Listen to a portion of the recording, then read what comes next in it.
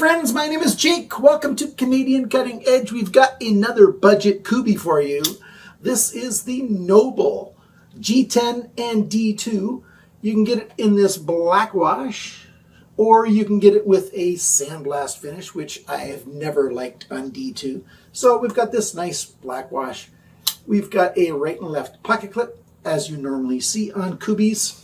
And we've got a little bit of a forward choil, and we're going to talk more about that in detail. It's a flipper liner lock, flat slab G10 with a fair bit of milling done on it.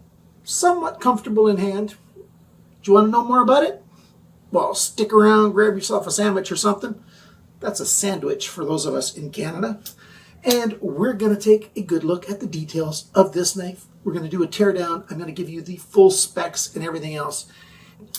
If you like my channel, please consider supporting it. You can go to patreon.com/CCE and support the channel, or click join button right down there. That's where the join button is, I think. Yeah, I think that's, is it right? It's right beside the subscribe button. You've clicked that, haven't you? I sure hope you have, because yeah, that helps me out, even though the subscriber numbers really are not as important as views. So yeah, watch this thing 5 times for me. And don't forget to comment. Hey, we all like all that stuff. But without any more jibber jabber and bibble babble and all that junk coming out of my face, let's go to the tabletop and look and listen to the good stuff about this knife. And some bad stuff. Yeah, there is a little bit. Keep watching. I know mostly men are watching this. Why do young men make such poor decisions? Like, just lack of judgment.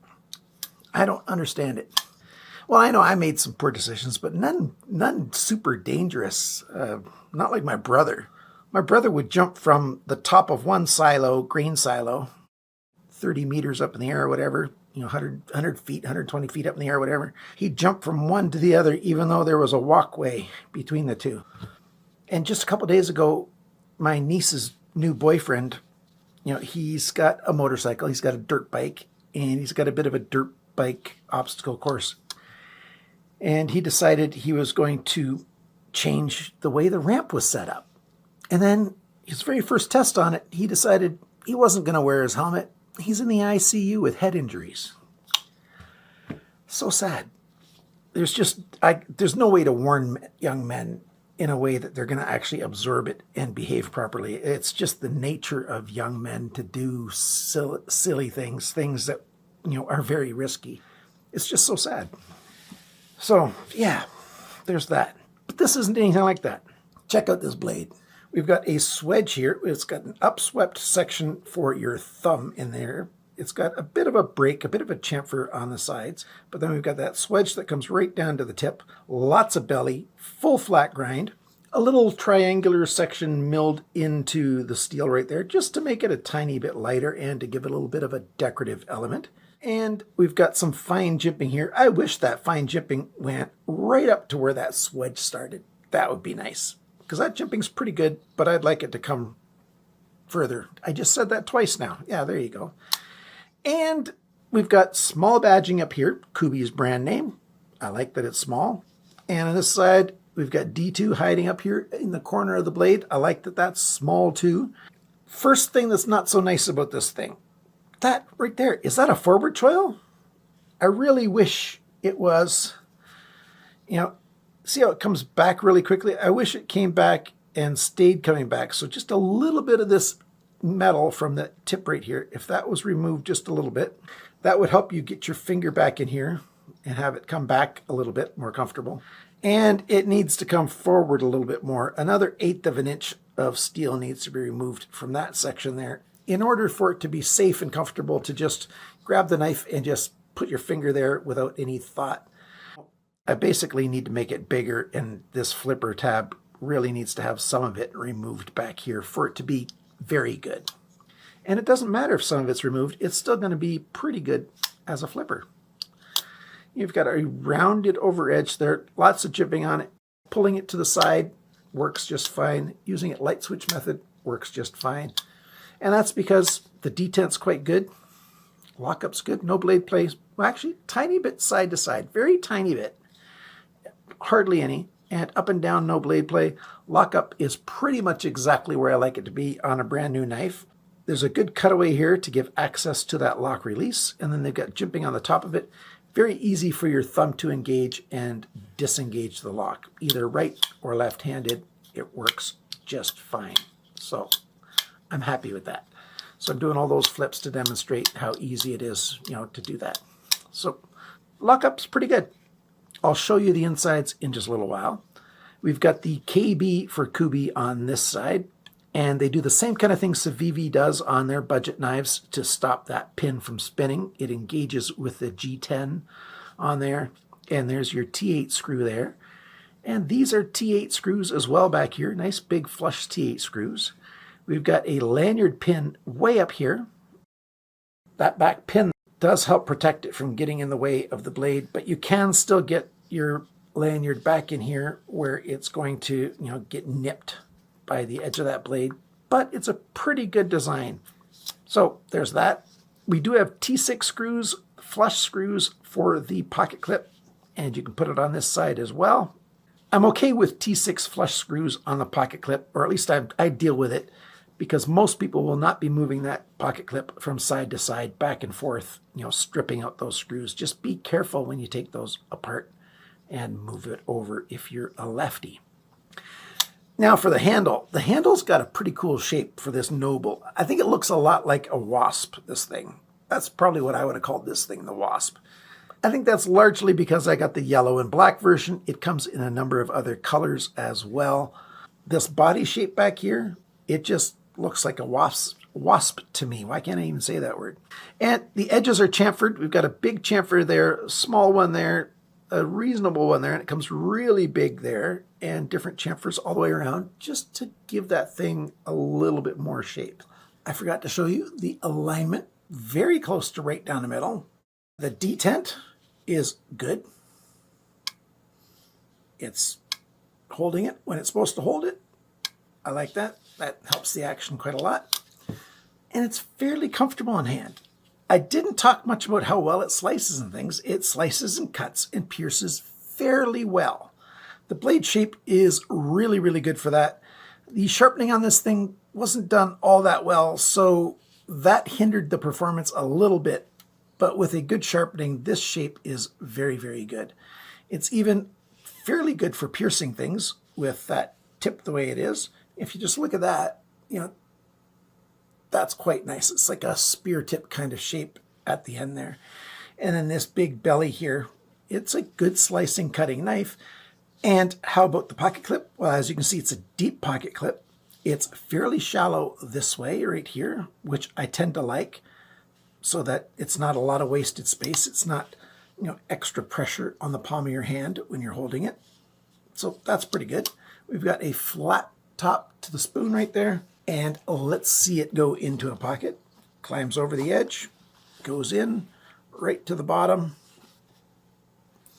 Now the yellow one obviously grabs a little bit of attention if you're looking at it, but you can get other colors that don't grab as much attention. The tension on here is very good. So the pocket clip, quite good. And as I said before, it is right and left friendly. So now it's time to take it apart and show you the insides. There it is, very simply made. Some skeletonizing here, skeletonizing on this side as well. There's those body screws and even, the tiny little lanyard pin. And we've got ceramic ball bearings in there in phosphor bronze cages, so that's quite nicely done. It looks like an integrated stop pin when you're looking at it, because you can't see it, but no, it's a traditional stop pin in a slightly non-traditional spot. The screws, they've got a little bit of blue from some Loctite on them, but these are some nice, good quality screws. And here's the pivot pin screw. It's also got a little bit of Loctite on it.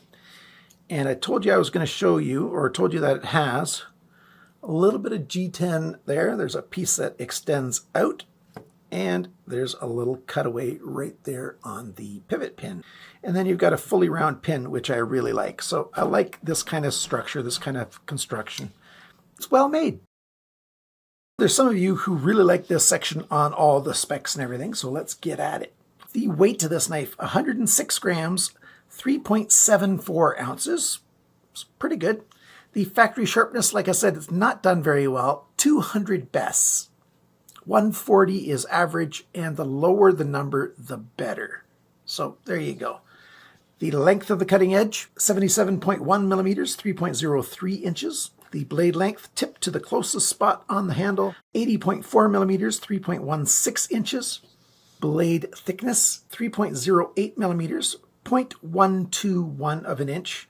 0.125 is an eighth of an inch, so it's the tiniest hair under an eighth of an inch. The blade depth, 32.1 millimeters, 1.26 inches. How thick is it behind the grind? 0.46 millimeters, 18 thousandths of an inch. The grind angles, like I said, it wasn't sharpened terribly well. 22.2 degrees on this side, 23.9 degrees on this side. Even more details? Well, this side, it started at 24.7, went to 22.4, went back to 24.6. That's where we got the 23.9 degrees. So that's 2.3 degrees of angle change along the length. And most of that change is in the middle. This side started at 24 degrees even, went to 19.9 degrees, ended at 22.7 degrees. That's 4.1 degrees of change in, this little section here. It's not sharpened all that well, but most knives are sharpened pretty much as poorly as this, especially knives that are under 100 US bucks. And this one is less than that. I didn't talk about the price yet, but I showed it on screen at the beginning. Let's finish the dimensions first. The handle length, 110.6 millimeters, 4.35 inches. The grip area between my thumbs is a little over 9 centimeters, a little over 3.5 inches. The thickness of the handle on the surface of the G10 slabs, 12.9 millimeters, 0.51 of an inch. The handle depth, the widest point right there, 29 millimeters, 1.14 inches. When the knife is closed, the widest point's right here, 41.3 millimeters, 1.63 inches. And the total length of this knife when it's open, 191 millimeters, 7.52 inches. So 7.5 inches of a knife, a little over 3 inches up here, and a little over 4 inches back here. So the proportions are quite good. What is the price of this knife? Well, it's 48 bucks at White Mountain Knives. If something's not in stock at White Mountain Knives, they've got a notify me button where you put in your email address, click that, and they'll send you an email when it's back. But $48, take off 10% because you can get 10% off with coupon code CCE. That equals $43.20 US for this knife. That's about $56 Canadian. I checked and I did not find this on Amazon, but you can find it at knifeglobal.com. That's one of the Kubey factory stores online. They've got it for $48. They've got 8 different versions of this knife. So I'll leave links down below, make it easy for you to get this knife. I like it. I quite like it. I wish it was, maybe 14C28N instead of D2. I like D2, but I'm tired of D2 on pocket knives, especially the sandblasted version. Sandblasted carbon steel is just asking for corrosion. I don't understand why Kubey keeps doing sandblasted blades or bead blasted blades, especially when they're D2, because it's just asking that knife to have way more little pockets where corrosion can start. Things that I don't like about this, well, the main one is this choil up here. As I said at the beginning, it needs to be bigger or it needs to be smaller. And that includes this part of the flipper tab here.